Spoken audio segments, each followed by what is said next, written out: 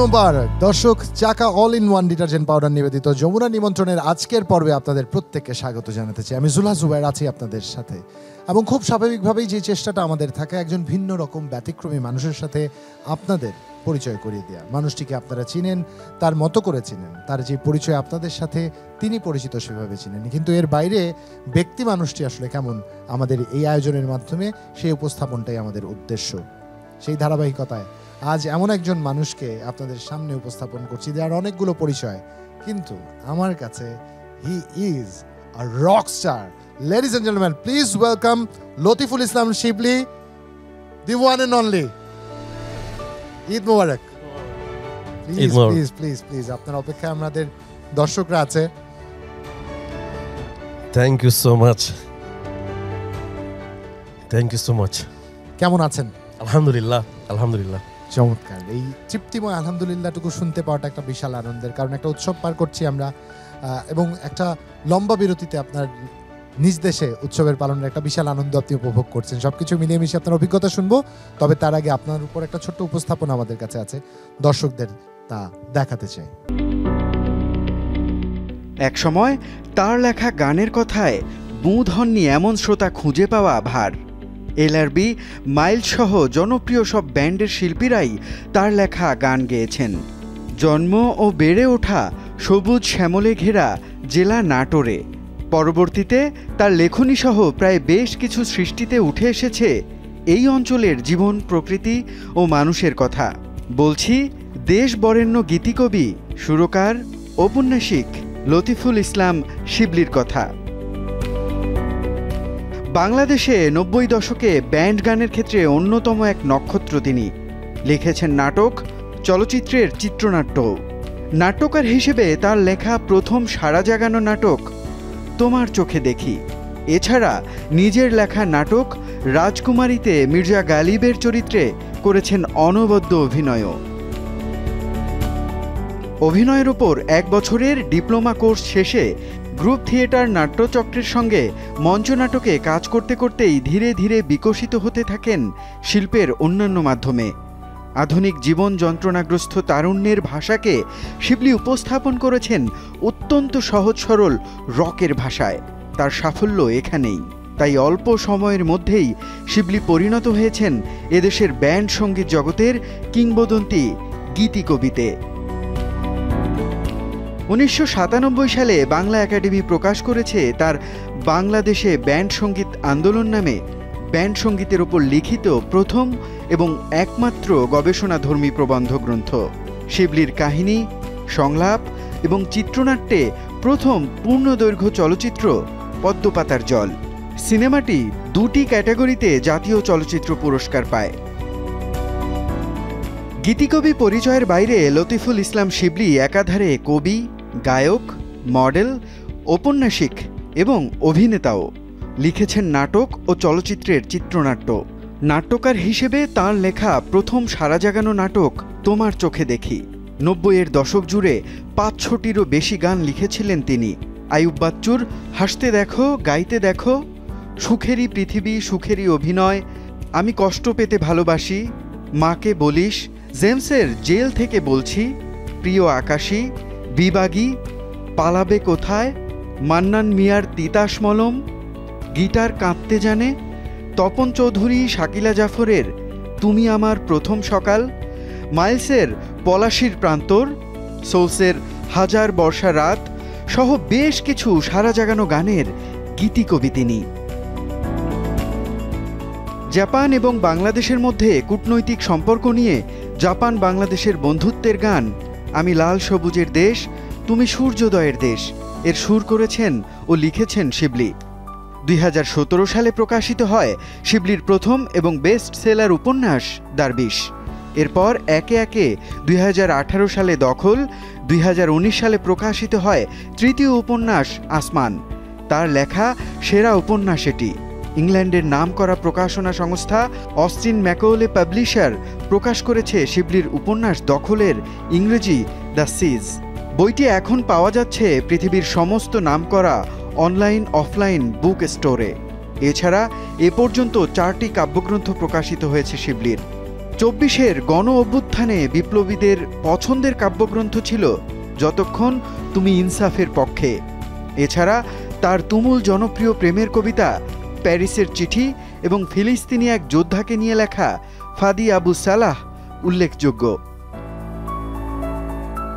বর্তমানে জাতীয় কবি কাজী নজরুল ইসলাম ইনস্টিটিউটের নির্বাহী পরিচালক হিসেবে কর্মরত রয়েছেন তিনি। কবি নজরুলকে জাতীয় কবি হিসেবে গেজেটভুক্ত করে রাষ্ট্রীয় স্বীকৃতি প্রদানের ক্ষেত্রে প্রধান ভূমিকা পালন করেন নজরুল ইনস্টিটিউটের এই নির্বাহী পরিচালক লতিফুল ইসলাম শিবলি। বিষয়টি গত ৪৮ বছর ধরে ছিল অমীমাংসিত। বহু গুণে গুণান্বিত এই মানুষটি এগিয়ে যাবেন তার কাজের মাধ্যমে। আরও কাজ উপহার দিয়ে মুগ্ধ করবেন তার ভক্তসহ সকলকে, এমনটাই প্রত্যাশা।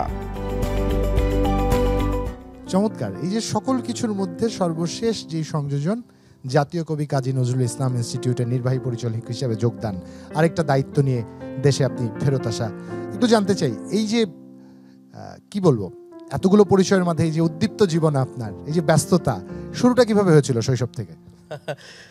শুরুটা কিভাবে হয়েছিল আমার মনে পড়ে, মানে এই যে আজ যা কিছু লেখালেখি করছি, বেসিক্যালি আমার পরিচয় দিতে গেলে আমি নিজেকে কবি বলি।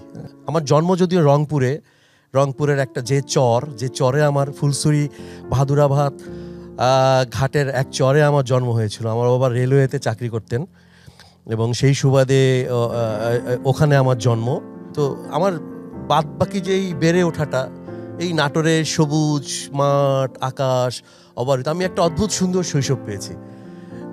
সেই শৈশবের জন্য আমি নাটোরের কাছে ঋণী। এই নাটোরের আলো বাতাস, সবুজ ধান ক্ষেত, আমার শৈশব, কৈশোর, তারুণ্য পুরোটাই আমি আমার নাটোরে বেড়ে ওঠা। বাহ, চমৎকার। মানে স্কুলিংটাও নাটোরে হয়েছে পুরোপুরি? হ্যাঁ। তারপরে ঢাকা অবধি শিফট করে আসা কিভাবে? ঢাকায় আসলে শিফট ঠিক সবাই যেভাবে ঢাকায় আসে আমি আসলে এভাবে আসিনি। আমার ঢাকায় আসাটা হয়েছিল পালিয়ে। আচ্ছা, ভেরি ইন্টারেস্টিং। আমাদের তারুণ্যে আমরা একটা স্বৈর শাসক পেয়েছিলাম, এরশাদের স্বৈর শাসন চলছে তখন। আমি রিসেন্টলি এক স্ট্যাটাসে লিখেছিলাম যে আমি সেই মানুষ যে দুটি সাকসেসফুল গণ অভ্যুত্থানের রাজপথে মানে লড়াকু যারা ছিল তাদের মধ্যে আমি একজন। হ্যাঁ, এরশাদকে আমরা বলতাম স্বৈরাচার, আর হাসিনাকে আমরা বলি ফ্যাসিস্ট। তো দুইটাই স্বৈরাচার, নামে কিছুটা পার্থক্য আছে। এরশাদ ছোট স্বৈরাচার, হাসিনা বড় স্বৈরাচার। শিবলি ভাই, আমরা এই আড্ডায় ফিরবো, তবে একটা গান শুনতে চাই। এই মুহূর্তে রিয়েলের কাছে চলে যাচ্ছে। রিয়েল,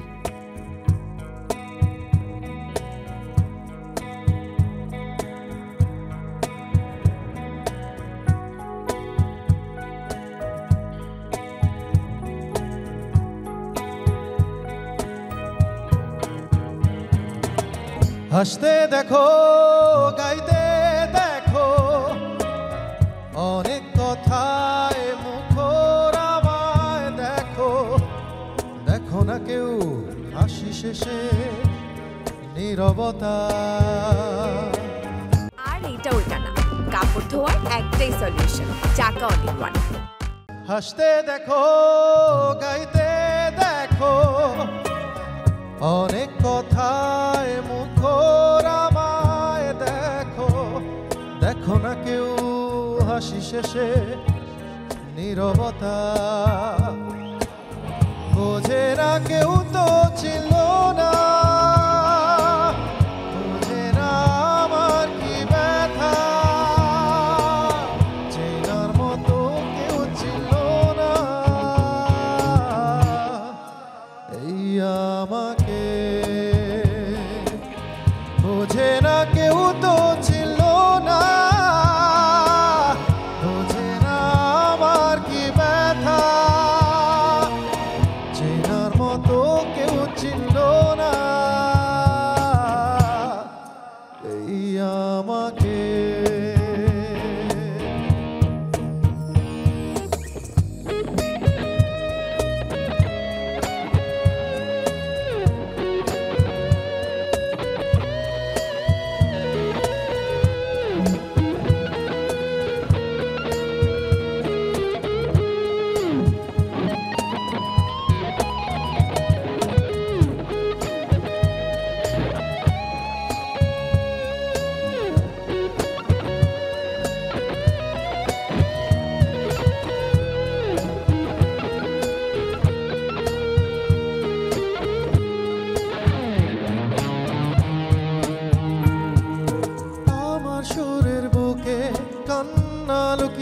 ডাকে, আমার চোখের কোণে নোরা ছবি আঁকে, আমার গল্প শুনে হয় আলোকিত উৎসব।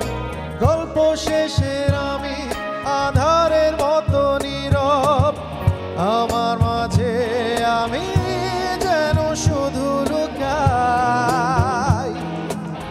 বুঝে না কেউ তো ছিল না, বুঝে না আমার কি ব্যথা, চেনার মতো কেউ ছিল না এই আমাকে।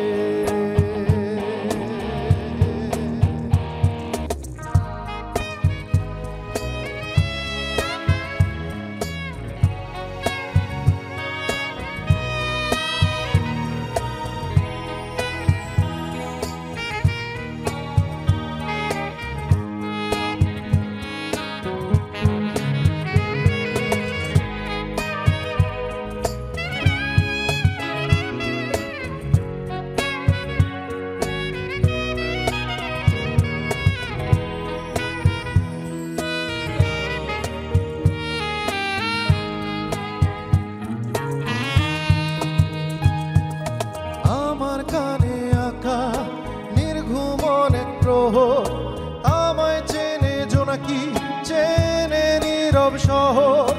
ডাকার কথা যাদের ডাকেনি কেউ কাছে, নিঃসঙ্গ এ আমি পুড়েছি মোমের আছে। নিজেকে ঢেলে আমি কত সুখ বিলাই, বোঝে না কেউ তো ছিল না, বোঝে না আমার কি ব্যথা, চেনার মতো কেউ ছিল না এই আমাকে।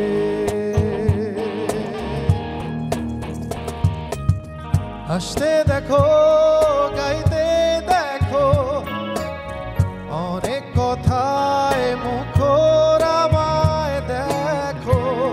দেখো না কেউ হাসি শেষে নীরবতা,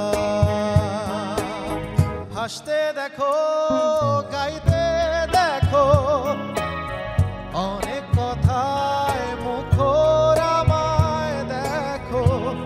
দেখো না কেউ হাসি শেষে নীরবতা,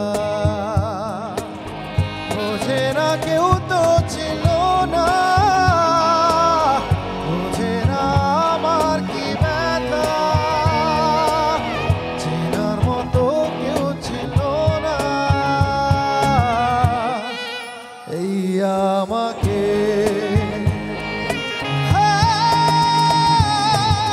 বোঝে না কেউ তো ছিল না, বোঝে না আমার কি ব্যথা, চেনার মতো কেউ ছিল না এই আমাকে। দেখছেন চাকা all in one detergent powder নিবেদিত যমুনার নিমন্ত্রণে। আমি জুলহাস জুবায়ের আছি, আমার সাথে আছেন আপনাদের সবার প্রিয় লতিফুল ইসলাম শিবলি। আরো একবার যাচ্ছি তার কাছে। শিবলি ভাই, আমার শুরুটা হয়েছিল মানে ঢাকায় আসার যেটা মানে ব্যাপারটা আমার ইন্টারমিডিয়েটের একদম মানে পরীক্ষার আগেই আমার নামে মামলা টামলা হয়ে যায় নাটোরে এরশাদ বিরোধী আন্দোলনে, যেহেতু সরাসরি আমি জড়িত ছিলাম। তো তার ফলে ওই সময় আর আমি নাটোরে থাকার মতো আমার পরিস্থিতি ছিল না। এই যে অ্যাক্টিভিস্ট, আপনি কি শুধু একাই অ্যাক্টিভিস্ট নাকি পরিবারে আরো আছেন? ভাই বোন কজন আপনার? এর মধ্যে কজন অ্যাক্টিভিস্ট আপনার মতো? আমরা 6 ভাই। আচ্ছা। আমার বড় 4 ভাই মুক্তিযুদ্ধের সাথে জড়িত ছিল এবং আমার বড় 4 ভাই, আমার বাবা মুক্তিযোদ্ধা ছিলেন এবং আমার 4 ভাই ক্যাম্পেই তাদের পুরো 9 মাস তারা মুক্তিযোদ্ধাদের সঙ্গে ক্যাম্পে ছিলেন। আমার বাবা ছিলেন অর্গানাইজার। মুক্তিযুদ্ধে আমাদের একটা ওষুধের দোকান পুরোটাই আমরা মুক্তিযোদ্ধাদের জন্য ডেডিকেট করে দিয়েছিলেন আমার বাবা।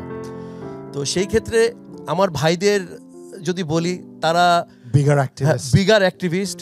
এবং এরপরে যখন আমি দেখেছি যে মুজিবের যখন বাকশালী শাসন যখন হলো, আমার বড় ভাইদেরকে আমি জাসদ হতে দেখেছি। মানে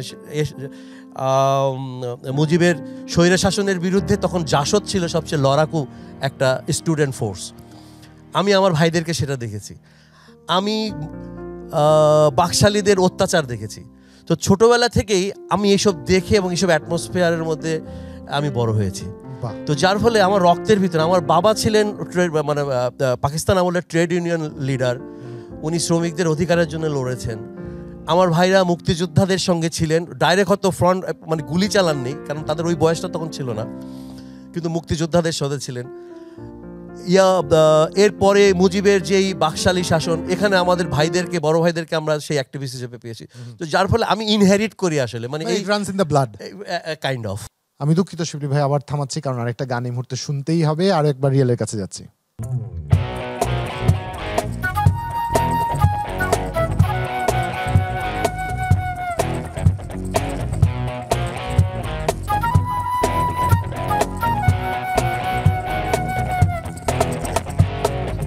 বৃষ্টি দেখে অনেক কেঁদেছি, করেছি কত আর্তনাদ, দু চোখের জলে ভাসাবো বলে, তোমাকে আজ কাঁদাবো বলে, মেঘের ডানা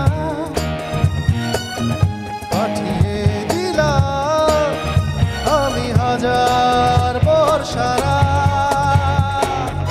বৃষ্টি দেখে অনেক কেঁদেছি, করেছি কত আর্তনাদ, দু চোখের জলে ভাসাবো বলে, তোমাকে আজ কাঁদাবো বলে, মেঘের ডানা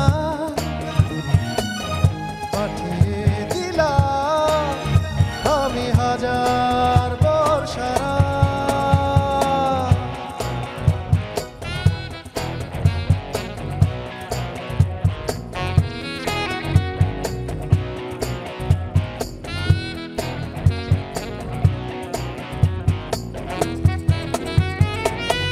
দক্ষিণা বাতাসে তোমার ধীরু দীর্ঘ শ্বাস,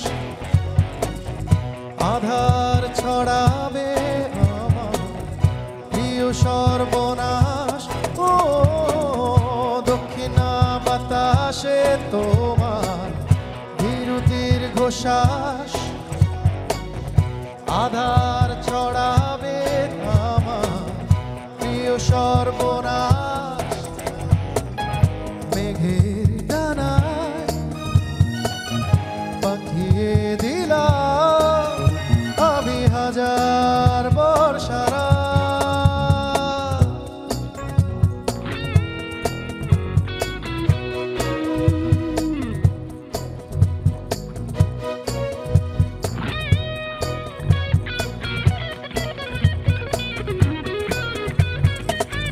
জানালার পাশে তোমার দৃষ্টি বহুদূর, ছুঁয়েছে একান তোমার সান্নায় সাত সুর।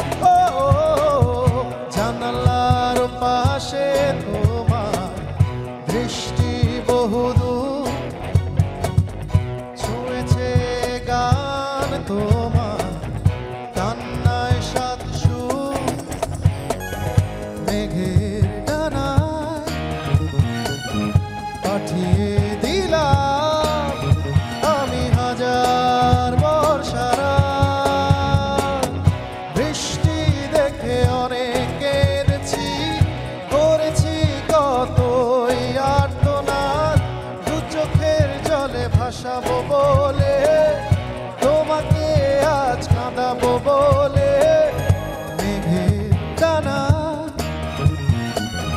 পাঠিয়ে দিলাম আমি হাজার বর্ষারা।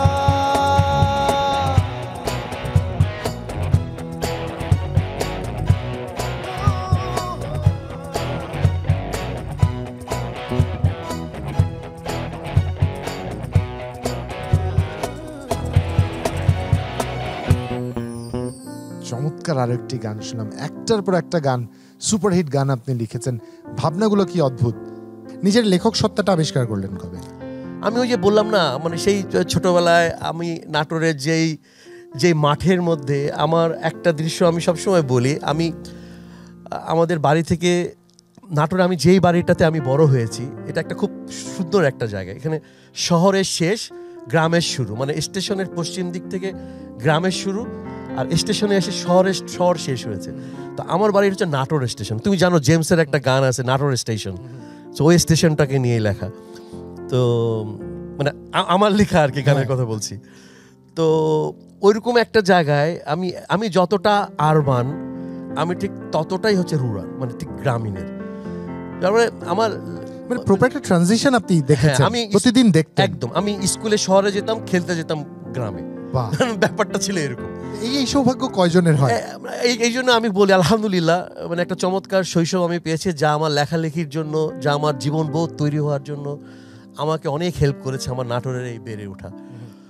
তো আমি সেই মাঠের মধ্যে, আমি যখন ওই যে সবুজ ধান ক্ষেত, আমার কাছে মনে হতো যে ধান ক্ষেতের ওই প্রান্তটা মনে হয় আকাশের সাথে মিশে গেছে। একদিকে নীল আকাশ, শরতের নীল আকাশ, আর সবুজ ধান ক্ষেত। তা আমি মাঝে মাঝে এই একা একা আল ধরে ধরে মাঠের মাঝখানে যেতাম।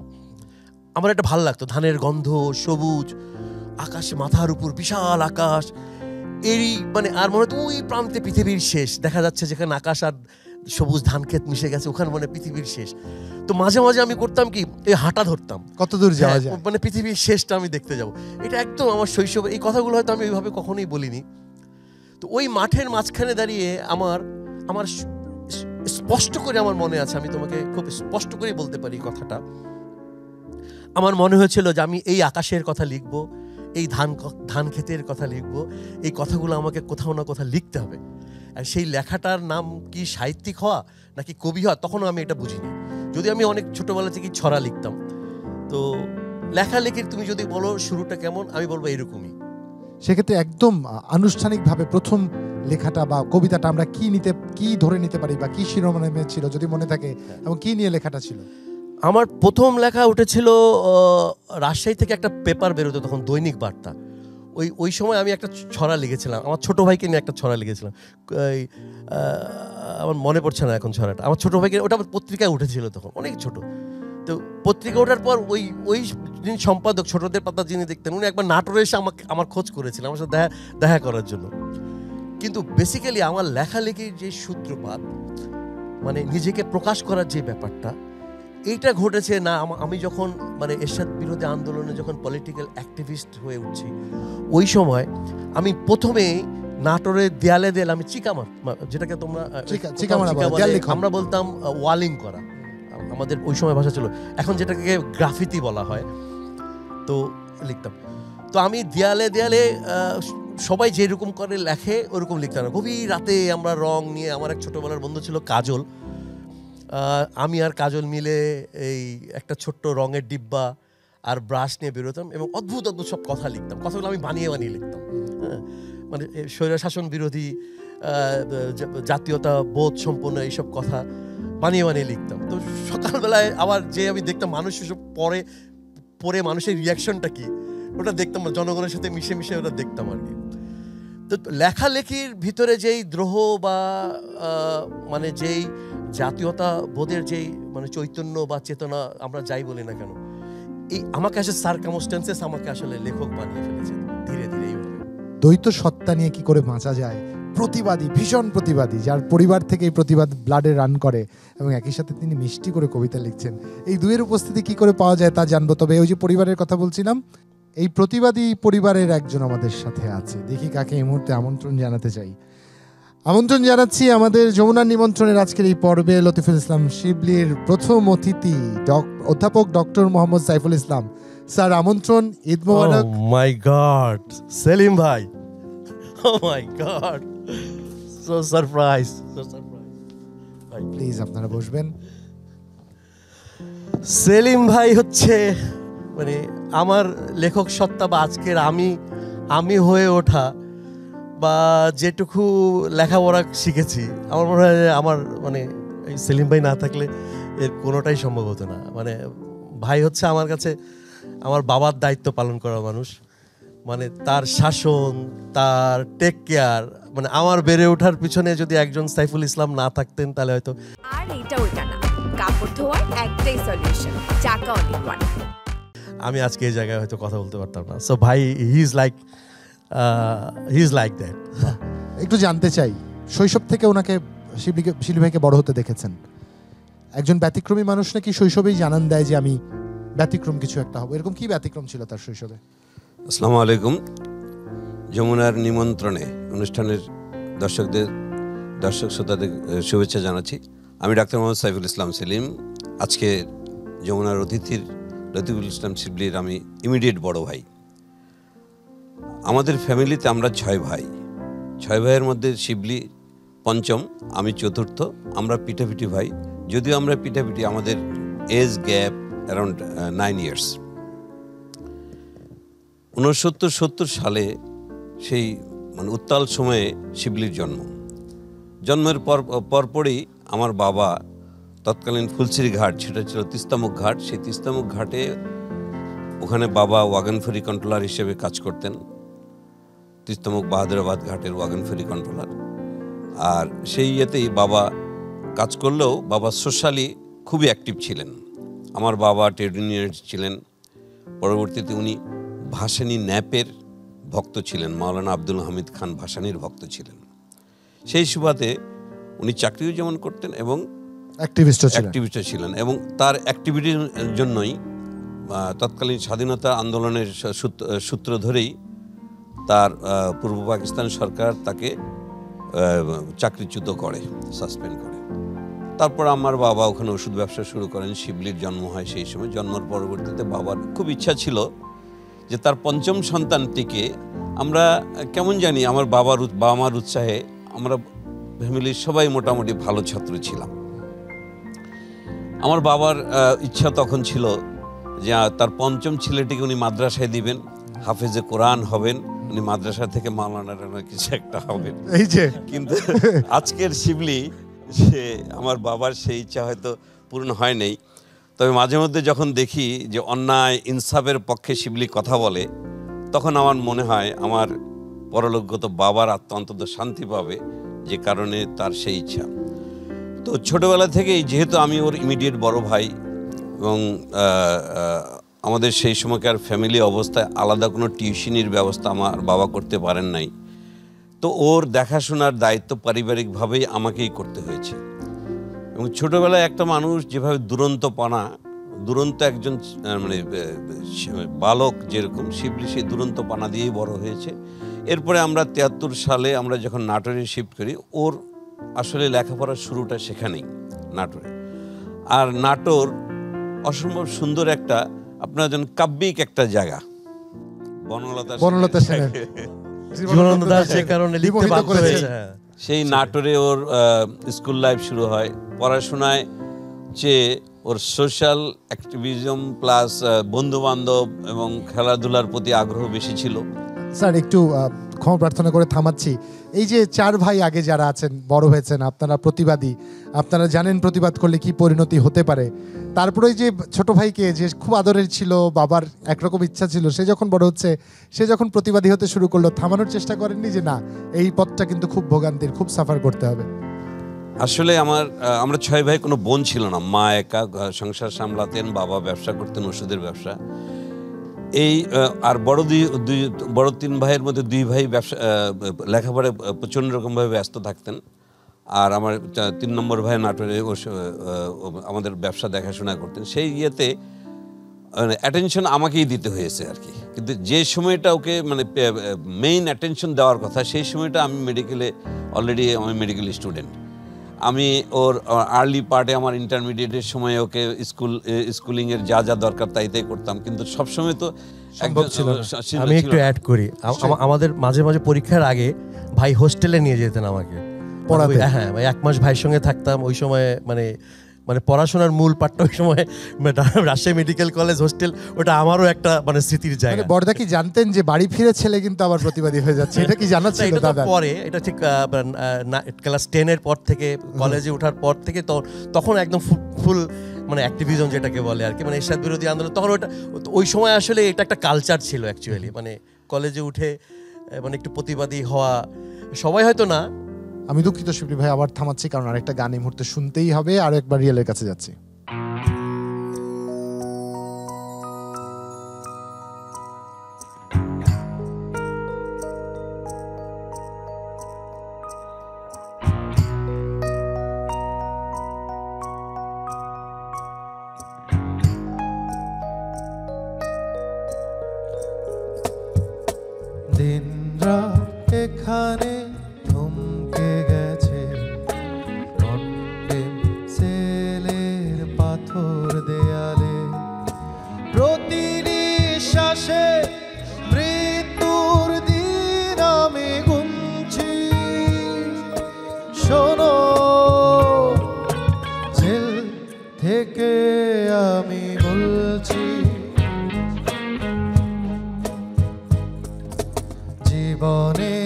জীবনে ইচ্ছেগুলো ডানা মেলে হয়ে গেছে অন্ধ। অবুঝ মনটা শুধু চায় যে নিতে তোমার চুলে মৃদু গন্ধ। তোমারে মুখখানি বুকে ধরে জীবন মৃত্যু মাঝে দুলছি। শোনো, জেল থেকে আমি বলছি,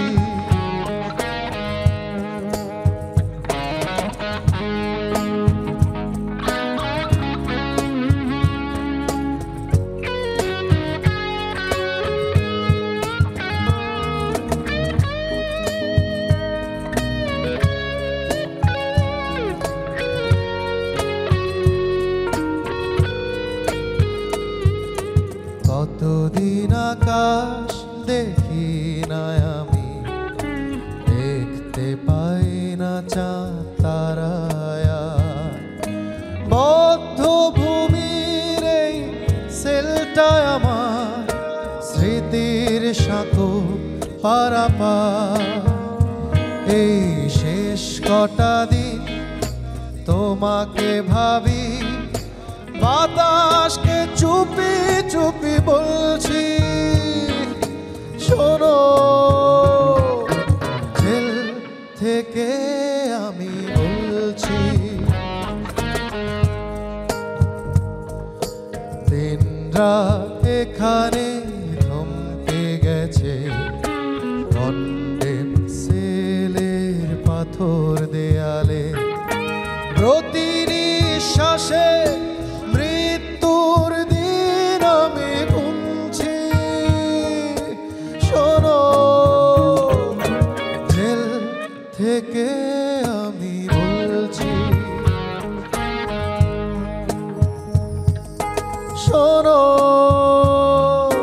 জেল থেকে আমি বলছি। শোনো, জেল থেকে আমি বলছি।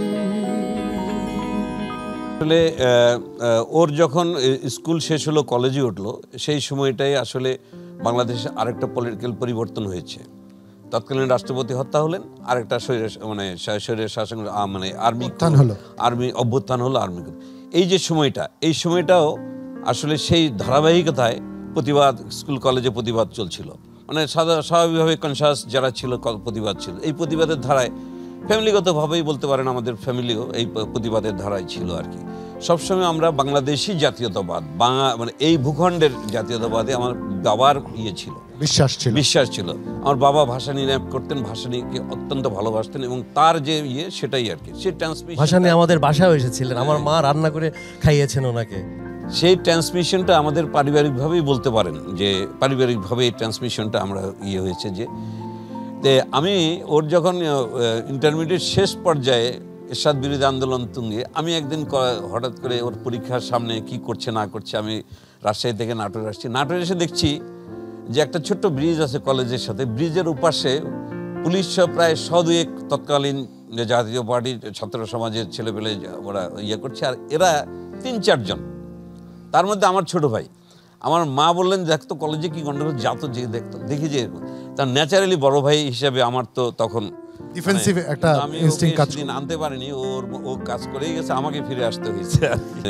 36 জুলাই এই বিপ্লব পরবর্তী সময়ে ও যখন নজরুল মানে ইনস্টিটিউটের দায়িত্ব পেল, তখন আমি একদিন ওকে বলে ফেলেছি। আমি ওর প্রথম অনুষ্ঠান ঢাকা ইউনিভার্সিটির অডিটোরিয়ামে, বাংলা অডিটোরিয়ামে, ওখানে আমি গেছি। যাওয়ার পরে দেখতে দেখতে তখন আমি ওকে বলছিলাম, দেখো তোমার যখন তোর যখন লেখালেখি চলছে, আমি ঢাকায় আসছি, আব্বা তখন আমাকে বলছে, জানিস শিবলি তো লিখতেছে, ওর বই বেরোচ্ছে। আমি বললাম, কি লেখা বলেন তো? বলে যে এই কবিতা টবিতা গান টান লেখে, ওর গানটা কিন্তু খুব জনপ্রিয়, তুই শুনছিস নাকি? আমি তো আসলে বেসিক্যালি আমি তখনও শোনা হয়নি, 15 দিনের গান ছাড়া এই যে ওদের রক টক আমার অত বেশি ভালো লাগে না।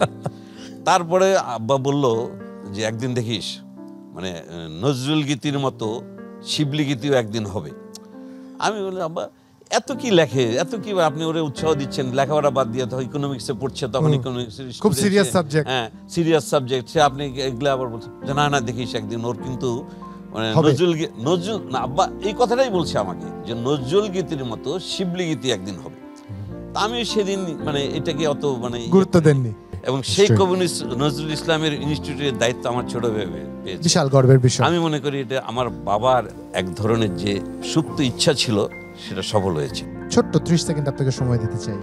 If there is anything that you are not being able to tell your younger brother, যা কখনো বলার সুযোগ হয়নি, বলতে পারেননি, বা এমন কিছু যদি থাকে, বা যদি শাসন করবারও থাকে, না নিষেধ করবারও থাকে। শাসন কি, আমার মা বলতেন বাবা কোনো অন্যায়ের সহ্য করা যাবে না। উনি একটা ছোট্ট কবিতা মানে ছড়ার মতো বলতেন, বাবা আজ লতা চুরি কাল পাতা চুরি পরশুদিন রাজার হাতি চুরি। আমার স্বল্প শিক্ষিত মা এই কথাটা আমাদের প্রত্যেক ভাইয়ের মধ্যে ঢুকিয়ে দিয়েছেন। জীবনের সততা, ইনসাফের পক্ষে থাকা এবং অন্যায়ের প্রতিবাদ করা। আপনাকে অসংখ্য ধন্যবাদ স্যার এসে আমাদের সময় দেওয়ার জন্য। বিষয়টা আরেকটু ক্ষণ পরেই আবেগ আপ্লুত হয়ে যেত, আমি টের পাচ্ছি পুরো কনভারসেশন যেদিকেই যাচ্ছে। স্যার আপনাকে অসংখ্য ধন্যবাদ, আপনি এসেছেন। আপনার সুস্থতা কামনা করছি, আপনাদের ভ্রাতৃত্ববোধের এই চমৎকার মেলবন্ধন আমরা আরো প্রত্যাশা করি। ধন্যবাদ স্যার। আমরা আপনার শৈশবের এই গল্পে ফিরবো, তবে আরেকটা গান শুনে নিতে চাই। রিয়েলের কাছে যাচ্ছি।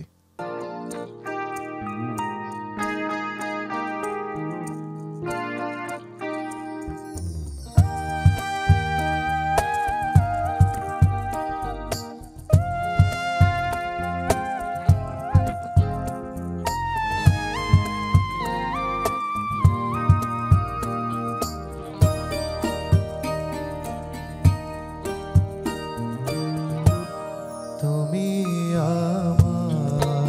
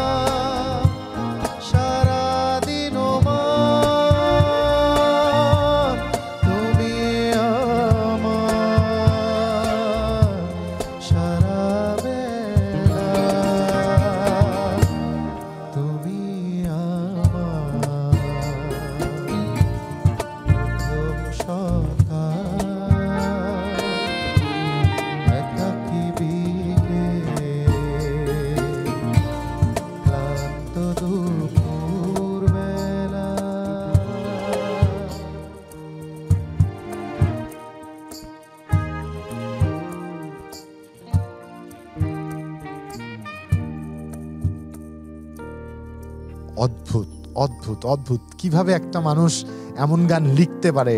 শিল্পী ভাই খুব স্বাভাবিকভাবে অনেকগুলো কৌতূহল জন্মে যায়, একটা বিশাল ট্রানজিশন, অনেক চড়াই উতরাই, নানান রকম কিছু লিখছেন, এগিয়ে যাচ্ছেন জীবনে, নাটক ছাড়তে বাধ্য হলেন। খুব যেটা হয় স্বাভাবিকভাবেই একটা জায়গা ছেড়ে আসলে অনেকগুলো সম্পর্ক ছেড়ে আসতে হয়, অনেকগুলো সম্পর্ক আর থাকে না। এই একটা জায়গায় আপনি বোধহয় কিছুটা ব্যতিক্রম। দেখি এই ব্যতিক্রমতা দর্শকদের সামনে উপস্থাপন করা যায় কিনা। আমাদের পরবর্তী অতিথিকে আমন্ত্রণ জানাতে চাই। আমাদের সাথে এসে যুক্ত হচ্ছেন লতিফুল ইসলাম শিবলির প্রাইমারি স্কুলের ফ্রেন্ড মোহাম্মদ মিলন হোসেন। ঈদ মোবারক। মাই গড, আমন্ত্রণ যমুনার নিমন্ত্রণের এই আয়োজনে। সারপ্রাইজ! আমার ছোটবেলার বন্ধু মিলন। প্লিজ বসবেন আপনি। এখানে বসতে হবে। আমার ছোটবেলার বন্ধু মিলন সম্পর্কে একটু বলি আমি। আর এইটা ওইটা না, কাপড় ধোয়ার একটাই সলিউশন, চাকা অল ইন ওয়ান। তুই একটু পরে কথা বল। Oh my god, it's such a great surprise. আমাদের প্রাইমারি না, একদম আমরা একই মহল্লায় একদম ছোটবেলা থেকে বড় হওয়া, স্কুল আমাদের। এবং আমি যে বারবার এতক্ষণ যে লড়াইয়ের গল্প বললাম, এগুলো বলেন না, থলের বিড়াল কিন্তু আমি সব বের করে নিয়ে আসবো। আমাদের যে আমরা এতক্ষণ যে আমাদের লড়াইয়ের গল্প বললাম, মানে ছোটবেলা থেকে, বা আমাদের তারুণ্যের যে স্বৈরাচার বিরোধী আন্দোলন, আমার একদম আমার সহযোদ্ধা আর কি সে। তো সবকিছু মিলিয়ে মানে শুধু বন্ধু is more than friendship, more than is Milan. Milan ভাই, এবার কঠিন কথা পরে শুনবো, একটু সত্যি করে বলতে, এই যে মিষ্টি মিষ্টি কবিতাগুলো লেখে, পিছনের গল্পটা কি? এই অনুপ্রেরণা কই পাইলো, কোথা থেকে পেল উনি? নাটোরে বনলতা সেনের খোঁজ উনি কোথায় পেয়েছিল? শিবলি যা বলছে সঠিকই বলছে।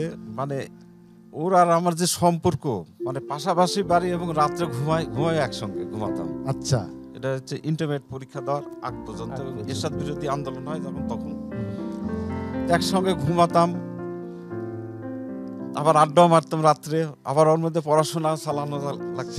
থামানো যাবে না কিন্তু, হ্যাঁ কোনোভাবে মিলন ভাইকে আবার এর মাঝে আবার ওই কবিতা লিখতো বসে। আচ্ছা, কার জন্য লিখতো প্রথম কবিতা? থামাবেন না আপনি, বলা যাবে না কার জন্য কবিতা লিখতো, বিভিন্ন কবিতা লিখতো।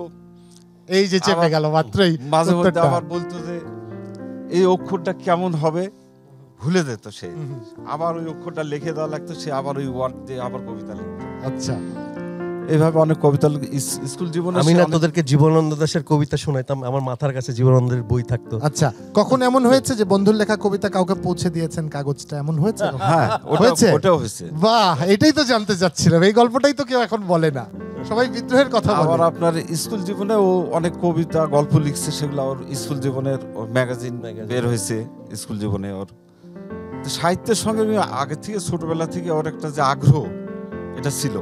কবিতা লেখা, গান শোনা, এই জিনিসগুলো তার মধ্যে ছিল।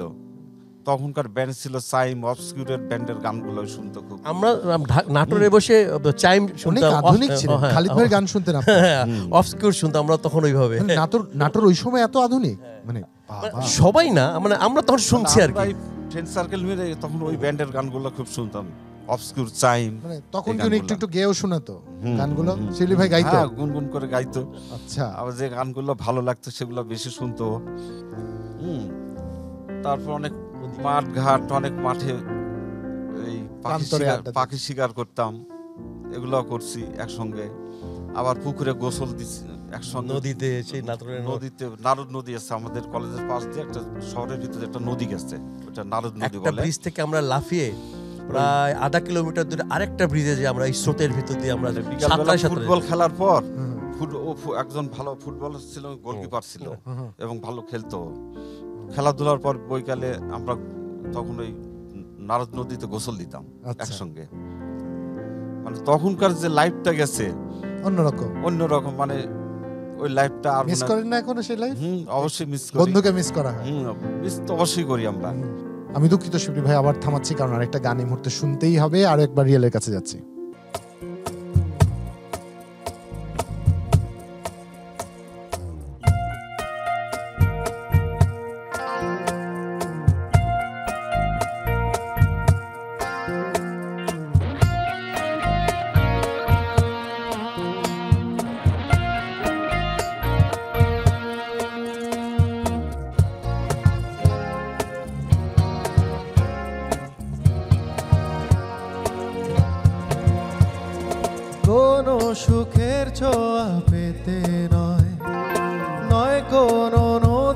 জীবনের খোঁজে তোমার চোখে তাকিয়ে থাকা আলোকিত হাসি নয়, কোনো সুখের ছোঁয়া পেতে নয়, নয় কোনো নতুন জীবনের খোঁজে তোমার চোখে তাকিয়ে থাকা আলোকিত হাসি নয়, আশা নয়, না বলা ভাষা নয়। আমি কষ্ট পেতে ভালোবাসি, তাই তোমার কাছে ছুটে আসি। আমি কষ্ট পেতে ভালোবাসি, তাই তোমার কাছে ছুটে আসি।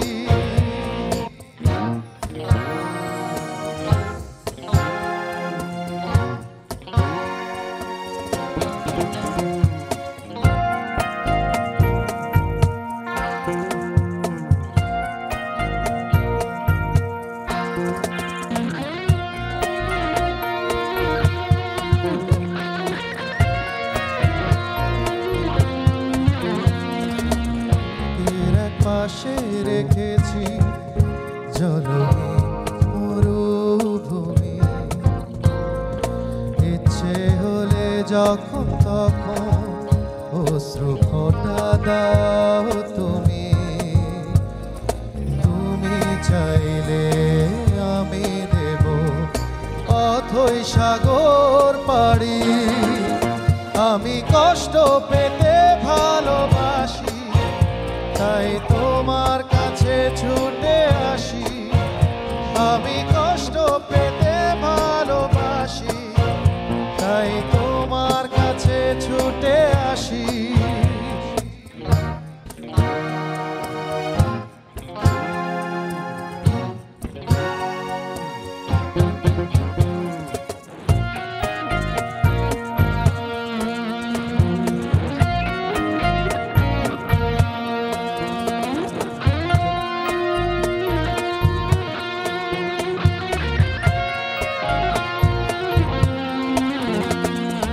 যখন আমার কষ্টগুলো প্রজাপতির মতো উড়ে, বিষাদের সব কটা ভুল চুপচাপ ঝরে পড়ে।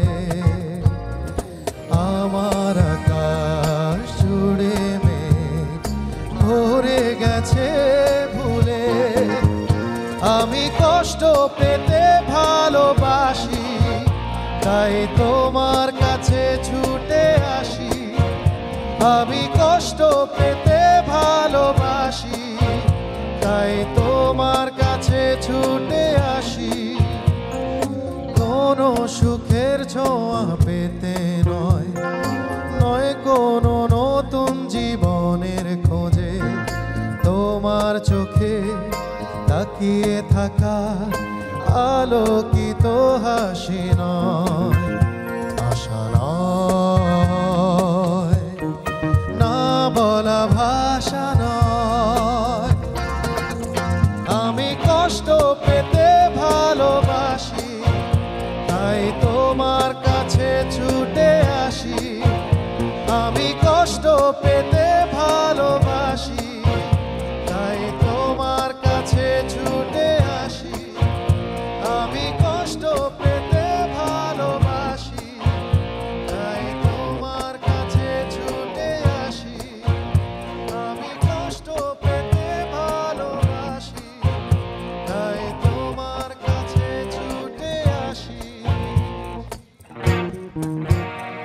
চমৎকার আরেকটি গান শুনলাম, একটার পর একটা গান, সুপারহিট গান আপনি লিখেছেন। হ্যাঁ, আমি বারবার যেটা জানতে চাচ্ছি, আসলে শিল্পী প্রতিভার মাঝে কোনো একজন অনুপ্রেরণা বা ভেঙে যাওয়া মন কিছু না কিছু তো থাকে। বিদ্রোহী মানুষের এই যে সৃষ্টিশীল হয়ে থাকে, কবিদের তো থাকে। এই গল্পটা বলেন তো দেখি, আপনি ছাড়া এই বেস্ট গল্পকে বলতে পারবেন, একটু বলেন। থাকে, অনেকে থাকে, হয়তো ও পছন্দ করতো বা আদার্স পছন্দ করতো। আচ্ছা, আদার্স ছিল।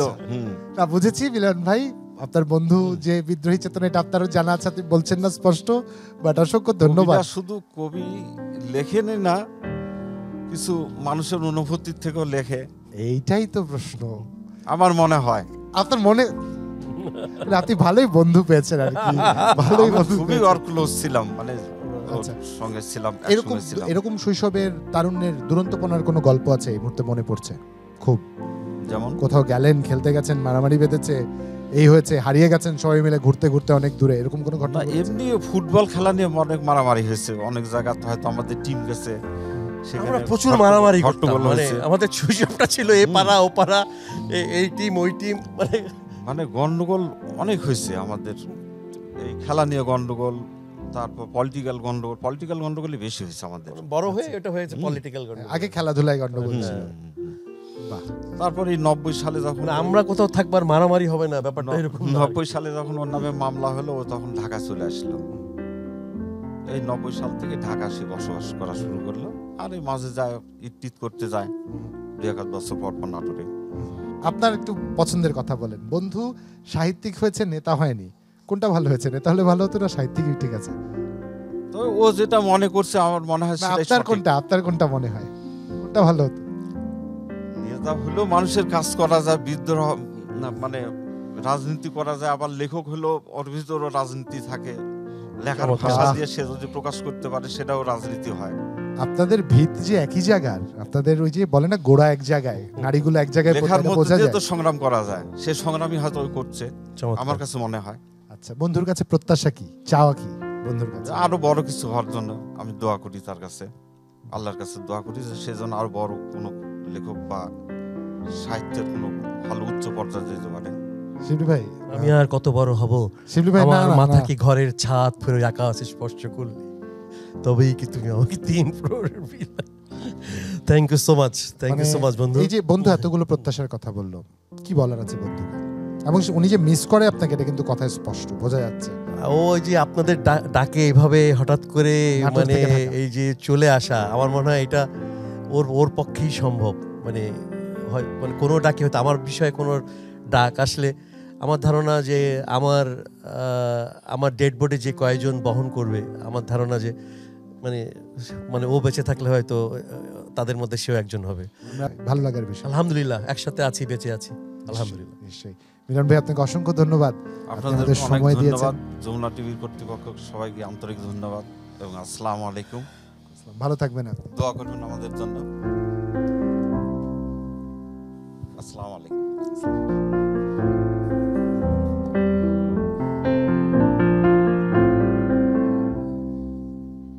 এই যে মানে একটু ঘাবড়েও ছিলেন, কিন্তু বন্ধুর প্রতি যে টান, সেই টানটা তিনি আসলে নিষেধ করতে পারেননি। তিনি আমাদের ডাকে সাড়া দিয়ে চলে আসছেন। একজন বন্ধুর কাছ থেকে শুনলাম, এবং তিনি আপনার শৈশবের কিছু কথা বলে গেছেন, একটা দুরন্তপনার উপস্থিতি আমরা জানতে পেরেছি। এবং মিলন ভাইয়ের কাছ থেকেই আমরা জেনেছি ইউ আর 3 মাস্কেটিয়ার্স।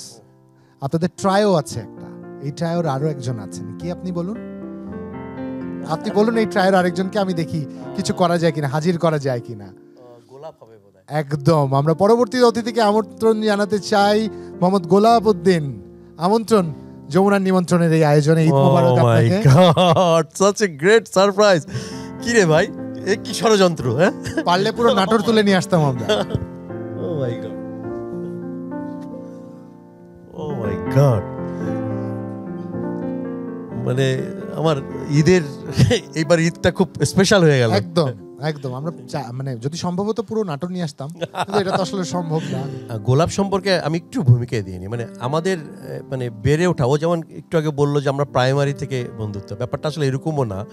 মানে মানে আমাদের বন্ধুত্ব ঠিক কবে থেকে শুরু এটা আমরা বলতে পারবো না আসলে। মানে আমরা একই সাথে বড় হয়েছি, একদম ছোটোবেলা থেকে বড় হয়ে ওঠা, তারপর হয়তো স্কুলে গেছি, একই মহল্লার মধ্যে, মানে আমাদের মানে মহল্লার মাঝখান দিয়ে একটা মেইন সড়ক গেছে, সড়কের এ পাশে আমার বাসা, ও পাশে ওর বাসা।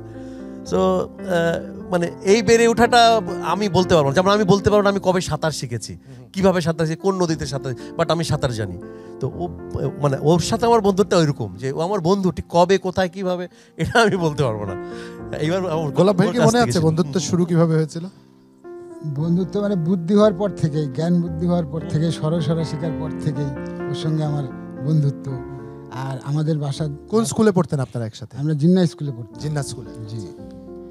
তো রাস্তার এপারে আমার বাসা, রাস্তার ওপারে ওর বাসা। পড়াশোনাও করতাম, রাত্রি হয়তো রাত্রি 12টা 1টা পর্যন্ত, রাত্রি 12টা 1টা পর্যন্ত একসঙ্গে পড়াশোনা করতাম। আমি ওর ঘরে দেখতাম যে ওর ঘরে লাইট জ্বলতেছে কিনা, ওর ঘরে যদি দেখতাম লাইট জ্বলতেছে আমিও শুইতাম না, ও কম্পিটিশন ছিল আর কি। ও পড়তেছে আমিও পড়বো, এই করতে করতে ওর সাথে আমি পারতাম না। এক সময় ক্লান্ত হয়ে আমি শুয়ে পড়তাম, ও পড়তোই। আচ্ছা, আজকে আমি একটা গোপন কথা বলি, অনেক সময় আমি লাইট জ্বালিয়ে ঘুমিয়ে যেতাম যাতে ওকে পানিশ করার জন্য জেগে জেগে পড়ুক। যাই হোক, তাও ওর সঙ্গে আমি পারতাম না। ও এমনি ভালো ছাত্র ছিল, আমি ঘুমায় পড়তাম। আর ও পড়াশোনায় আমাদের থেকে রোলও ভালো, স্কুলে আগাইছিল পড়াশোনায়। আমার জীবনে প্রথম আমি একটা কমপ্লিমেন্ট পেলাম যে আমি ভালো ছাত্র ছিলাম। আমি দুঃখিত শিবলি ভাই, আবার থামাচ্ছি কারণ আরেকটা গান এই মুহূর্তে শুনতেই হবে। আর একবার রিয়েলের কাছে যাচ্ছি।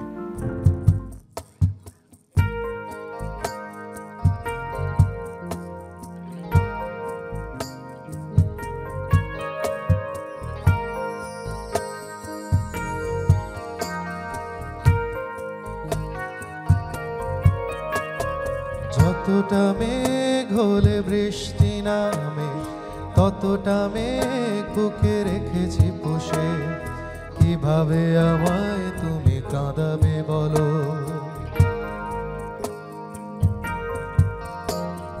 যতটা মেঘ হলে বৃষ্টি নামে, ততটা মেঘ বুকে রেখেছি পুষে। কিভাবে আমায় তুমি কাঁদাবে বলো,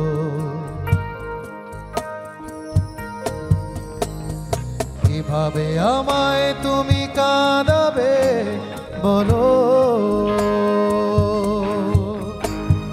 কিভাবে আমায় তুমি কাঁদাবে বলো।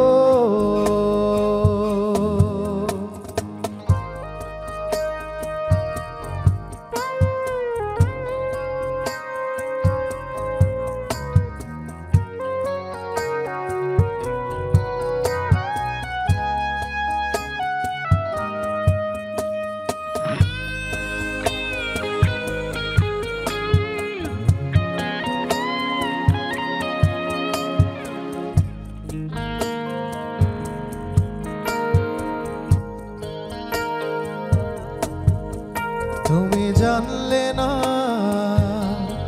জানতেও চাওনি, তুমি বুঝলে না, বুঝতেও চাওনি। একটা মানুষ কত সয়ে বাঁচতে পারে, একটা হৃদয় কত পুড়ে চলতে পারে।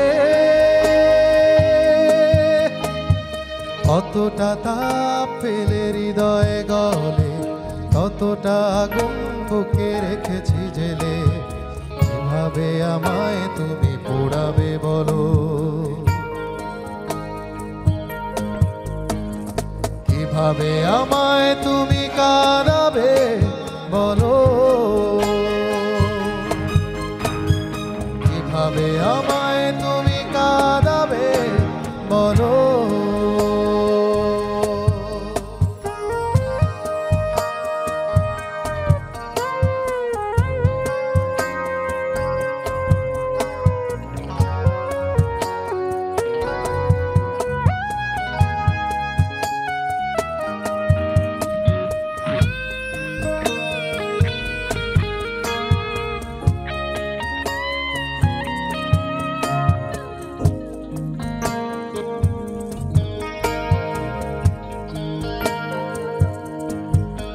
তুমি বুঝলে না, বুঝতেও চাওনি, তুমি জানলে না, জানতেও চাওনি। একটা পথ কত দূর যেতে পারে, একটা জীবন কতটা টানতে পারে। যতটা মেঘ হলে বৃষ্টি নামে, ততটা মেঘ বুকে রেখেছি পুষে। কিভাবে আমায় তুমি কাঁদাবে বলো, যতটা মেঘ হলে বৃষ্টি নামে, কতটা মেঘ বুকে রেখেছি পুষে, কিভাবে আমায় তুমি কাঁদাবে বলো, কিভাবে আমায় তুমি কাঁদাবে বলো, কিভাবে আমায় তুমি কাঁদাবে বলো, কিভাবে আমায় তুমি কাঁদাবে বলো, কিভাবে আমায় তুমি কাঁদাবে বলো।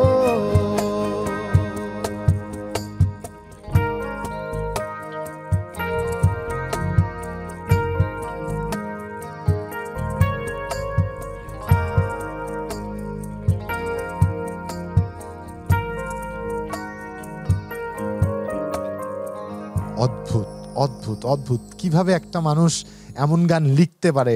উনি যখন চলে আসলে ওনাকে এরকম মিস করতেন আপনারা বন্ধুরা? অবশ্যই, আমরা ওই 4-5 বছর পর পর ঈদ করতে যাই, তখন দেখা হয়। তো দেখা হলে তখন আর মানে নিজেকে কন্ট্রোল করতে পারি না, সবাই তখন একসাথে ওকে নিয়ে আবার সেই পূর্বের অবস্থায় ফিরে যায়। এইরকম বন্ধু থাকতে আপনি 4-5 বছর পর পর কেন যান? এখন- প্রতি 4-5 মাস পর পর একবার যাও। আমরা প্রতি নাটোর। বছরে ডাকি, প্রতি বছরে ইনভাইট করি, ও আসতে পারে না, ওর বিজি ব্যস্ততার কারণে যাইতে পারে না। তা আমরা ওকে মিস করি। আবার আমরা যখন ঢাকায় আসি সুযোগ খুঁজি ওর সঙ্গে দেখা করার জন্য। এই সেই নাটোরের ওরা হচ্ছে আমার সেই শৈশব তো কৈশোর তারুণ্যের আমাদের লড়াই, আমাদের যে বন্ডিং, মানে এটা আমি মনে করি যে এরকম বন্ডিং খুব মানে খুব সৌভাগ্যবান যারা তারা হয়তো পায়। নিশ্চয়ই। আমি সৌভাগ্যবান এরকম সব বন্ধু পেয়েছি। আমি একটু আগে বললাম যে আমি মরে গেলে আমার লাশ যারা বহন করবে তাদের মধ্যে এরা থাকবে। মানে আমি নিঃসন্দেহে। নাটোর থেকে আপনার জীবনে সব পেয়েছি, খালি বনলতা সেনের খোঁজটাই পেলাম না। যাই হোক, এই খোঁজ চলতে থাকবে। আমার গোলাপ ভাই হাসি দিয়েছে, মানে গোলাপ ভাই জানে কিছু একটা যেটা উনি জানি বলবে না এই মুহূর্তে। ঠিক আছে, আমরা না হয় নাই জানলাম। গোলাপ ভাই যদি কিছু বলার থাকে আপনার বন্ধুকে, যেটা বলতে পারেননি কখনো, সুযোগ হয়নি। আমার বন্ধুর কাছে আমাদের একটা অনুরোধ বা আমাদের নাটোরবাসীর যেটা আশা, ও আজকে যে পর্যায়ে আছে, ওকে আল্লাহ যে পর্যায়ে নিয়ে গেছে আরও বড় জায়গায় যাক। আর আমাদের নাটোরবাসীকে যেন ও মনে রাখে, মনে প্রাণে যেন সবাইকে ভালোবাসে। নাটোরবাসী যারা ওর কাছে বিপদে আসবে তাদেরকে যেন সহযোগিতা করে, আর্থিক হোক, বুদ্ধি দিয়ে হোক, যেভাবেই হোক, ও যেন সবার পাশে দাঁড়ায়। এটাই তার কাছে আমাদের প্রত্যাশা। বাহ, উনার আগে আমি বলে দিই, আপনারা এই শিবলিকে পাবেন, কারণ বলেই ফেলেছে he is all about Natore. Shibli ভাই পুরোটাই নাটোর। নিঃসন্দেহে নিঃসন্দেহে। গোলাপ ভাই অসংখ্য ধন্যবাদ আপনাকে এসে আমাদের সময় দেওয়ার জন্য। জি, আপনাদের আপনাদের এই বন্ধুত্ব আরো শত সহস্র বছর থ্যাংক ইউ আমাদের সো অনুপ্রাণিত মাচ করবে। এইভাবে আমাকে সারপ্রাইজ দেওয়ার জন্য। Thank you so much. Love you love you.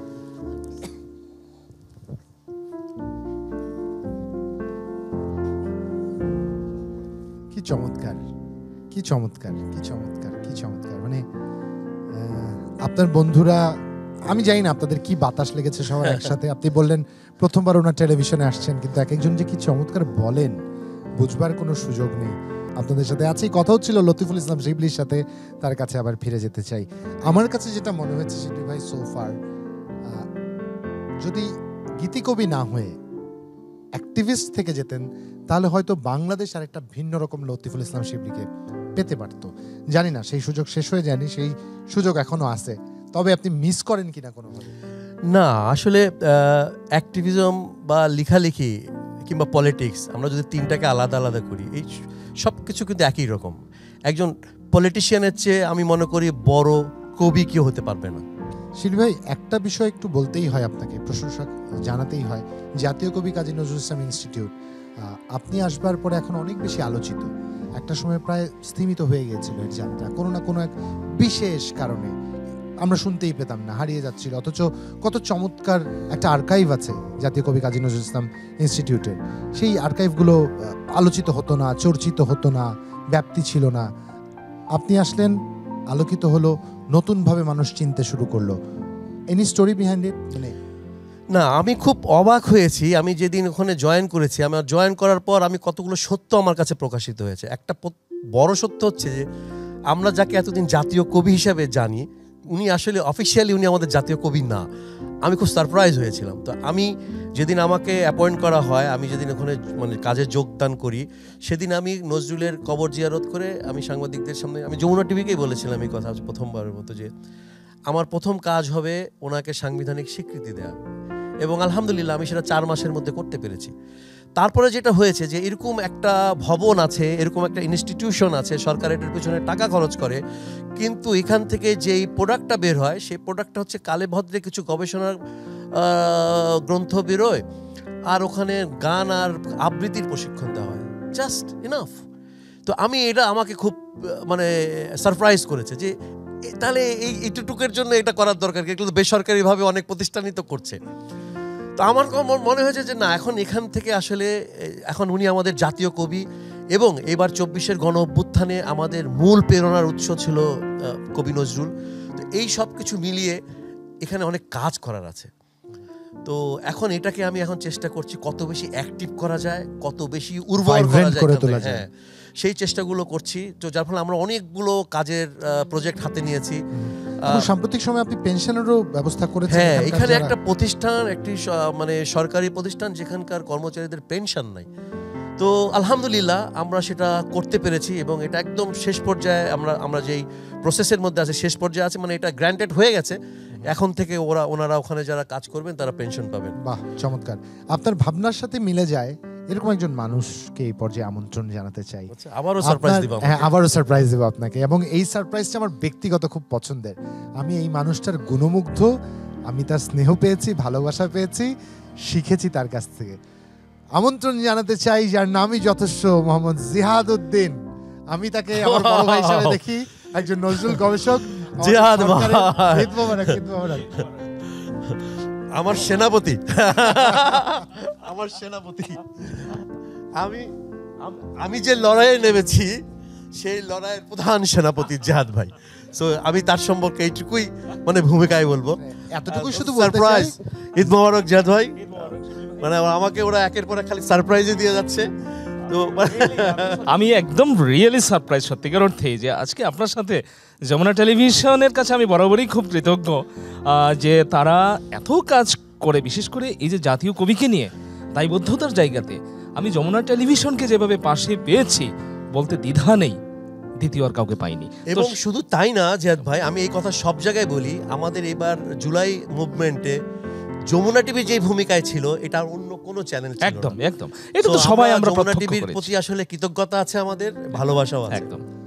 William reddish নামে একজন ইংরেজ সাহিত্য সমালোচক বলেছেন যে পৃথিবীতে যত জায়গায় অন্যায়ের বিরুদ্ধে কবিতা ব্যবহৃত হবে তত জায়গায় নেতৃত্ব দিবেন কাজী নজরুল ইসলাম ইনসাফের জন্য। আর সেই ইনসাফ প্রতিষ্ঠা লড়াই করে যাচ্ছেন শিবলি ভাই, আমরা সবাই। তো ইনি তো একেবারে পারফেক্ট নজরুল ইনস্টিটিউটের জন্য। তো এসেই ভাই যে কাজগুলো দিয়েছেন সেই কাজগুলো অসাধারণ কাজ। সেই কাজগুলো জাতির বহুদিনের প্রতীক্ষিত আকাঙ্ক্ষিত কাজ ছিল, গেজেটটা হয়ে গেছে। তারপর আরও বিভিন্ন কাজ আছে। আমি জানি শিবলিবের অনেক বড় স্বপ্ন আছে, সেই স্বপ্নগুলো আমাদেরই স্বপ্ন, আমাদের সবার স্বপ্নের সাথে মিলে যায়। যেমন দেখুন, ধানমন্ডি লেকের পাশে হলো নজরুল ইনস্টিটিউট, অথচ সেই লেকের নামটি নজরুলের নামে করা হয়নি। কার নামে করার অপচেষ্টা করা হচ্ছে সেই নামটি আমি বললাম না, আপনারা জানেন। তো নজরুলের যেখানে বসবাস, তার বাড়ি যে জায়গাটিতে, তার পাশে যে লেকটি, সেই লেকটি কারোর নামে যদি হতে হয় সেটি তো নজরুল লেক, নজরুল সরোবর হওয়া উচিত। সেই কাজটি হয়নি, শিবলি ভাই সেই কাজও হাত দিয়েছেন। আমাদের ওখানে একটা পশ্চিম দিকে একটা খালি জায়গা আছে, আমরা চেষ্টা করছি ওরা র্যাভেল স্কোয়ার, বিদ্রোহী চত্বর নামে একটা চত্বর তৈরি করার জন্য। সেই কাজটি আমরা অনেক দূর এগিয়ে নিয়ে গিয়েছিলাম, কিন্তু শেষ পর্যন্ত এসে ওইটাকেও সামহাউ বিলম্বিত হচ্ছে। আমরা আশা করি হয়ে যাবে, আমরা দৃঢ়ভাবে আশা করি, কারণ শিবলি ভাই তথাকথিত আমি বলবো যে আমলাতান্ত্রিক যে বিষয়গুলো আছে সেগুলোর ঊর্ধ্বে তিনি। আমি দুঃখিত শিবলি ভাই, আবার থামাচ্ছি কারণ আরেকটা গান এই মুহূর্তে শুনতেই হবে, আর একবার রিয়েলের কাছে যাচ্ছি।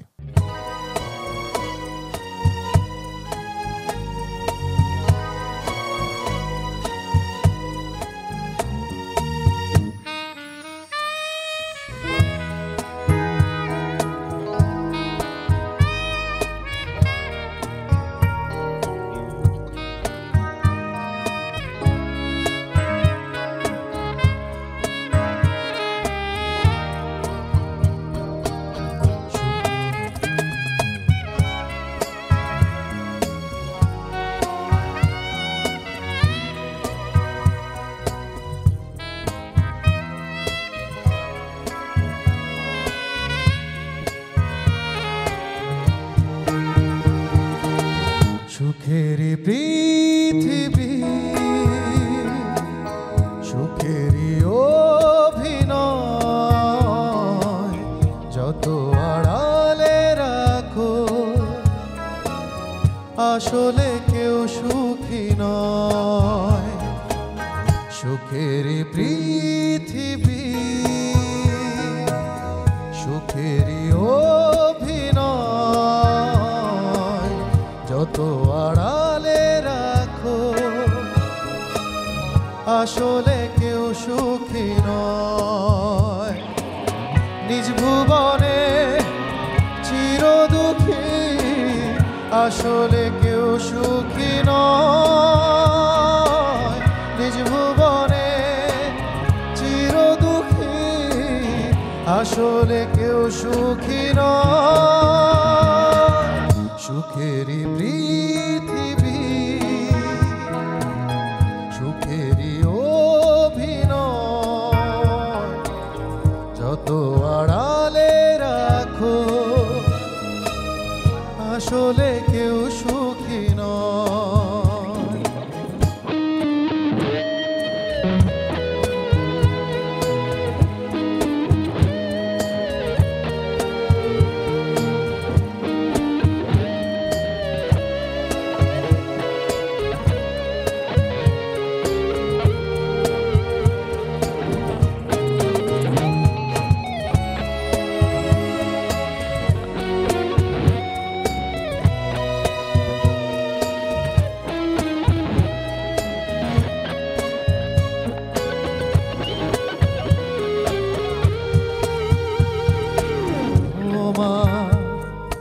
দরজা পাশে একজন ভাবছো সে সুখী মিথ্যে আয়োজন নিজ ভুবনে চির দুঃখী আসলে কেউ সুখী নয় নিজ ভুবনে চির দুঃখী আসলে কেউ সুখী নয় সুখেরই পৃথিবী সুখেরই অভিনয় যত আড়ালে রাখো আসলে কেউ সুখী নয়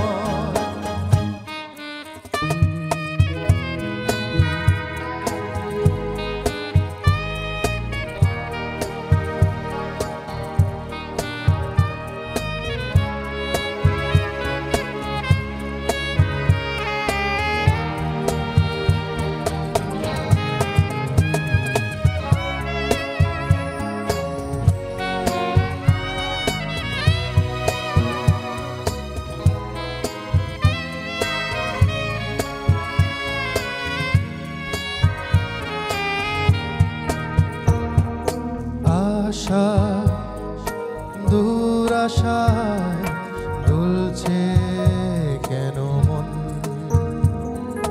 সুখে চাদরে জড়ানো প্রিয়জন নিজ ভুবনে চির দুঃখী আসলে কেউ সুখী নয় নিজ ভুবনে চির দুঃখী আসলে কেউ সুখী নয় সুখেরই পৃথিবী সুখেরই অভিনয় যত আড়ালে রাখো আসলে কেউ সুখী নয় সুখেরই পৃথিবী সুখেরই অভিনয় যত আড়ালে রাখো আসলে কেউ সুখী নয় চমৎকার আরেকটি গান শুনলাম একটার পর একটা গান সুপারহিট গান আপনি লিখেছেন আমরা আরো তিনটি কাজ আমরা করতে যাচ্ছি একটা হচ্ছে আমরা নজরুলের সাংবাদিকতার বিষয়ে এখন একটা ডিপ্লোমা কোর্স করব, নজরুলের নাটক নিয়ে আমরা একটা নজরুলের নাটক এটার উপর একটা আমরা ডিপ্লোমা কোর্স করব, নজরুলের সিনেমা। সো আমরা এই ভবনটাকে আসলে অ্যাক্টিভ করতে চাই এবং সরকারের টাকাগুলো যাতে সহিভাবে খরচ হয় সে ব্যবস্থা আমি বলবো যে শিবলি ভাই যদি আরো অনেক আগে যদি এই দায়িত্বটা নিতে পারতেন, তাহলে নজরুল যেই বাড়িতে থাকতেন সেই বাড়িটি ভেঙে ফেলা হতো না, বেহাত হয়ে যেত। এটা ভেঙে ফেলা হয়েছে। করুণ একটা অধ্যায় এটা। সারা পৃথিবীতে তাদের মানে ন্যাশনাল হিরোর এই সমস্ত স্মৃতিচিহ্নগুলোকে কিভাবে সব সংগ্রহ করে মানে সংস্কার করে সংগ্রহ করে রাখা হয়। মানে আমরা টাকা খরচ করে ইউকে যাই সেখানে শেক্সপিয়ারের বাড়ি দেখার জন্য, আর নজরুলের বাড়ি ছিল সেটা আমরা ভেঙে ফেলেছি, এটা ভাবা যায়? জিয়াদ ভাই, একদম শেষ পর্যায়ে ছোট্ট একটি প্রশ্ন। শিবলি ভাইয়ের সাথে কাজ করা হয়, শিবলি ভাই জিয়াদ ভাইয়ের সাথে কাজ করেন, যদি একটা মূল্যায়ন চাই ছোট করে। আমি যদি বলি যে প্রথম যখন শিবলি ভাইয়ের নামটা আমার কাছে মানে আমি শুনলাম যে নতুন একজনকে দায়িত্ব দেওয়া হয়েছে, তার নাম হলো এই, আমি সত্যি কথাই বলবো, সবসময় সত্যি কথাই বলি আমরা, সেটি হলো আমি আসলে শিবলি ভাই লতিফুল ইসলাম শিবলি নামটি আমি জানতাম না আসলে, কারণ আমি নজরুলের মধ্যেই পড়ে থাকি, তো আমি আসলে জানতাম না। তো বাট আমি কষ্ট পেতে ভালোবাসি, তাই তোমার কাছে ছুটে আসি। এই গান যে শিবলি ভাইয়ের গান, আমি সেলুট জানাই ভাইকে, আমি সেলুট জানাই যে আমাদের হৃদয়ের কষ্টগুলো তিনি ধারণ করেছেন। জিয়াদ ভাইয়ের হৃদয়ে কষ্ট আছে, এটা আসলে জানা হলো আজকে শিবলি ভাইয়ের সুবাদে। এখন বিষয়টা হলো যে কেউ একজন আবার আমাকে ফোন করে বললেন যে ভাই, নজরুল ইনস্টিটিউটে নাকি এরকম একজনের ইডি হিসাবে পোস্টিং হয়েছে যিনি আবার বক্সিং জানেন। তো আমি বললাম খবরদার, আপনারা যত অপকর্ম কুকর্ম করেছেন এখন থেকে সাবধান হয়ে যান, কারণ তিনি নজরুলকে ভালোবাসেন, ধারণ করেন, এইটুকু আমি নিশ্চিত হয়েছি। তো সুতরাং শিবলি ভাই সম্পর্কে আমার মূল্যায়নের এখনো মানে অনেক বাকি আছে, বাট এইটুকু আমি বলে রাখতে পারি, তিনি আমাদের ইনসাফের লড়াইয়ের, অধিকার আদায়ের লড়াইয়ের নজরুল যে নেতৃত্বটি দিয়ে গিয়েছিলেন, যে তিনি বলেছিলেন যে আমি বিংশ শতাব্দীর অসম্ভবের সম্ভাবনার যুগে আমি জন্মগ্রহণ করেছি, তারই অভিযান দলের তুর্যবাদকের একজন আমি, এই হোক আমার সবচেয়ে বড় পরিচয়। তো শিবলি ভাই সেই ধারাবাহিকতাটা ধরে রেখেছেন, এই কারণে সরকারের কাছে কৃতজ্ঞতা জানাই যে একদম যথাযথ ব্যক্তিকে যথাযথ জায়গায় দায়িত্ব দিয়েছেন। আমরা প্রত্যাশা থাকলাম জিয়াদ ভাই, অসংখ্য ধন্যবাদ আপনি আমাদের সাথে এসে সময় দিয়েছেন। জোয়ার ভাই আপনাকে অনেক অনেক ধন্যবাদ। তার সাথে অনেক ধন্যবাদ। সময়টা কখন পার হয়ে যায় এটা হিসাব ছাড়া, আপনার সাথে জিয়াদ ভাইয়ের সাথে গল্পে সময়টা কোন দিক দিয়ে চলে যায় আমরা কখনোই টের পাই না। ভালো থাকবেন আপনি, আপনার সুস্থতা কামনা করি। আপনারা সবাই ভালো থাকবেন। ঈদ মোবারক। ঈদ মোবারক।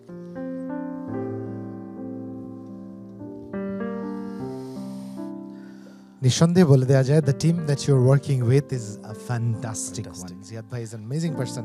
একটু শিবলি ভাই, এবার আপনি ব্যক্তি শিবলি কাছে পৌঁছে দিতে চাই।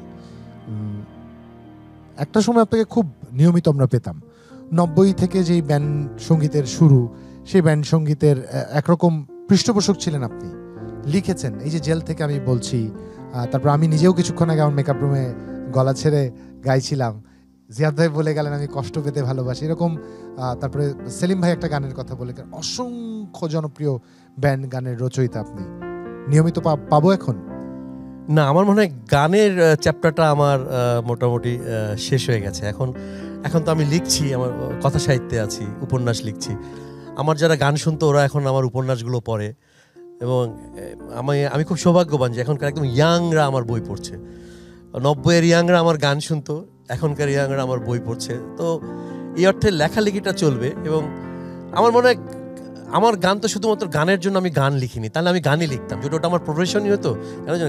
আমি ভিন্ন কিছু গান শুনতে চেয়েছিলাম আমি নিজে, এবং মানুষকে কিছু শোনাতে চেয়েছিলাম। সেই জায়গা থেকেই আসলে আমার গান লেখা, যার ফলে আমার গানগুলো তুমি যদি টাইটেলগুলো দেখো, সাবজেক্টগুলো দেখো, দেখবে আউট অফ দ্য বক্স বা একটু আলাদা করে চিন্তা করার জিনিস। তো উপন্যাসও সেটা ঘটছে এখন। আমি এমন বিষয় নিয়ে উপন্যাস লিখছি যেটা আমি প্রথমেই আমার চিন্তা থাকে, আগে এই বিষয় নিয়ে লেখা হয় নাই, এরকম সব বিষয় নিয়ে আমার উপন্যাস লেখার প্ল্যানিংয়ের সময় এটা এইভাবে চিন্তা করি আমি। তো যার ফলে এখন উপন্যাসের পাঠকপ্রিয়তা হচ্ছে, পাঠক তৈরি হচ্ছে, এবং আমার লেখার ভিতরে একটা শুধু এটা যে উপন্যাসই থাকে তা না, আমি এখনকার ইয়াংদেরকে একটা গাইডলাইন দেওয়ারও চেষ্টা করি, যাতে ও পড়ার ভিতর দিয়ে উপন্যাসটা আলটিমেটলি আমরা একটা এন্টারটেইন হওয়ার মাধ্যমে একটা লেসনও জানি, সেই জন্য একটা লেসনও পাই, একটা গাইডলাইনও পাই। কারণ হচ্ছে আমরা আমাদের সাহিত্যে কিন্তু মানে মোরালিস্টিক কোনো গাইডলাইন আমরা দেই নাই। মানে আমরা যদি আমাদের উপন্যাসগুলোর দিকে তাকাই, উপন্যাসের কাজ কিন্তু এটা না, উপন্যাসের কাজ না যে এই মানে হুজুরগিরি করা।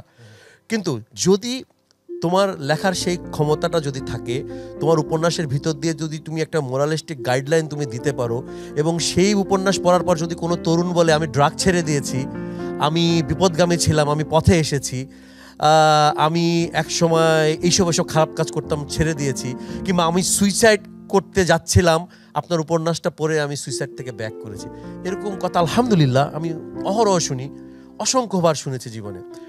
তখন আমার কাছে মনে হয়েছে যে এই কাজটা আমাকে করতে হবে এখন, মানে এটা খুব জরুরি একটা কাজ।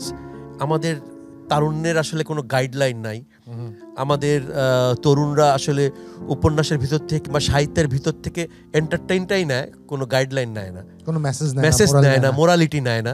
তো আমার মনে হয় এখন এই মোরাললেস সোসাইটিতে, পৃথিবীতে মোরাল গাইডেন্সটা খুব ইম্পর্টেন্ট। আমি সেই কাজটা করে যাচ্ছি ইনশাআল্লাহ। শিবলি ভাই, আপনাকে 30 সেকেন্ড সময় দিতে চাই, একটু জানতে চাই আপনি নিজেকে কোথায় দেখতে চান?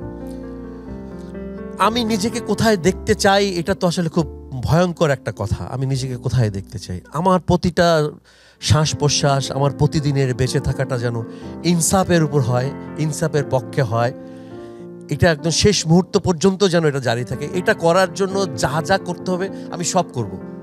এটার জন্য আমার রাস্তায় যদি আবারও নামতে হয় রাজপথে, আবারও যদি কোনো ফ্যাসিস্ট আছে, স্বৈরশাসক আসে, আমি আবারও বুক চেতিয়ে দাঁড়াবো, সেটা আমি যদি বুড়ো হয়ে যাই তারপরেও। তো এই কাজটা আমি জারি রাখবো। আমি কোথায় নিজেকে দেখতে চাই সেটা সবচেয়ে বড় কথা, যে আমি আল্লাহ তাআলার সামনে যেদিন আমি দাঁড়াবো সেদিন যেন আমি স্বচ্ছভাবে যেন একদম মানে আমি যেন তাকে খুশি করে দাঁড়াতে পারি, এটাই আমার লক্ষ্য। বাহ, প্রাপ্তি ও প্রাপ্তির হিসাব মিলেছে জীবনে? আমি এসব নিয়ে চিন্তা করি না। আমি মানুষ অর্ধেক ফেরেশতা, মানুষ অর্ধেক শয়তান, এই অনন্ত তার এই লড়াই, দুজনের মধ্যে ফাইট করবে।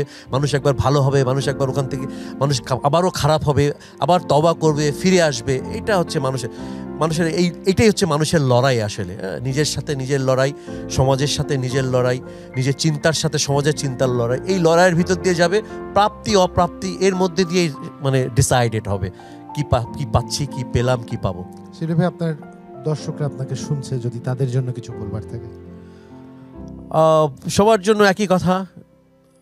আমি মনে করি যে নেতৃত্ব হচ্ছে একটা আমানত, এবং নেতৃত্বের মূল এলিমেন্ট হচ্ছে সৎ থাকা। সততাই হচ্ছে লিডারশিপ। আমাদের দেশে সব আছে, শুধুমাত্র লিডারশিপের মধ্যে সততা নাই। আমরা এমন একটা সময়ের ভিতর দিয়ে যাচ্ছি, আমরা আসলে একটা সৎ নেতৃত্ব খুঁজে বেড়াচ্ছি। তো এই সৎ নেতৃত্ব যেদিন আমাদের দেশে আসবে, এই দেশটা বদলে যাবে। অসংখ্য ধন্যবাদ আপনাকে। আজকে এখানেই আমরা ইতি টানছি। কৃতজ্ঞতা আপনার প্রতি। আজ অনেক কিছু শেখালেন, অনেক কিছু শিখলাম, টেক হোম লেসন ছিল আমার জন্য অনেক কিছু। আমার দর্শকদের কাছ থেকে বিদায় নিতে চাই। যমুনার নিমন্ত্রণের আমন্ত্রিত অতিথিরা যখন আসেন, একটি নাম বিশেষণ দিয়ে আপনাদের সামনে উপস্থাপন করি। উদ্দেশ্য থাকে ব্যক্তি মানুষটির পরিচয় আপনাদের সাথে করিয়ে দেওয়া। দিস সিজন কি করতে পেরেছি জানি না, তবে হ্যাঁ, একজন অসাধারণ মানুষের খোঁজ আজ আপনাদের দিলাম, যে আগাগোড়া পুরোটাই বিপ্লবী, পুরোটাই অ্যাক্টিভিজম দিয়ে ভরপুর। আজকে এখানেই বিদায় নিব। ভালো থাকবেন সবাই। Zulhas Zubair signing out from this season of যমুনার নিমন্ত্রণে। শুভরাত্রি, ঈদ মুবারক।